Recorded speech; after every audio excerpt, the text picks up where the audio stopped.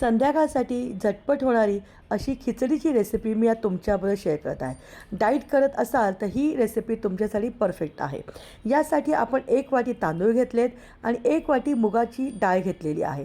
सालासकट मुगाची डाळ स्वच्छ धुवायची आहे आणि कमीत कमी अर्धा तास भिजत टाकायची.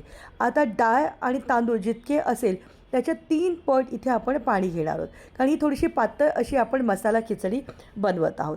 कुकरमध्ये 1 टेबलस्पून तूप किंवा तेलामध्ये मोहरी, जिरं, हिंग, हळद टाकून आपल्याला फोडणी करायची आहे. तांदूळ आणि डाळ जे आपण भिजत टाकले होते ते परतून घ्यायचे.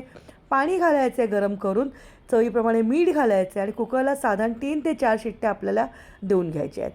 ही खिचडी इथे तयार झाली. आता आपण याची मसाला खिचडी करणार आहोत. एका पातेल्यामध्ये 2 टेबलस्पून तूप घेतले, त्यामध्ये जिरं, हिंग, कढीपत्ता, हिरवी मिरची, कांदा टाकून खमंग आपल्याला फोडणी करायची. आता अर्धी वाटी मी घेतलेले आहेत इकडे हिरवे मटार, गाजर आणि टॅमॅटो ऐच्छिक आहे, तुम्ही तुमच्या आवडीप्रमाणे भाज्या यामध्ये घालू शकतात.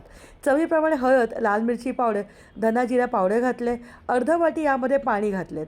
आता ह्या सगळ्या भाज्या शिजल्यानंतर तयार केलेली जी खिचडी होती ती आपल्याला यामध्ये टाकायची आहे. भाजीसाठी लागेल इतकं मीठ परत मी यामध्ये घातले. लक्षात घ्या, खिचडीमध्ये सुद्धा आपण मीठ घातलं होतं, त्यामुळे मिठाचं प्रमाण थोडंसं कमी ठेवायचं आहे. अप्रतिम चवीची झटपट होणारी मसाला खिचडी इथे तयार झाली. रेसिपी आवडली? लाईक करा, शेअर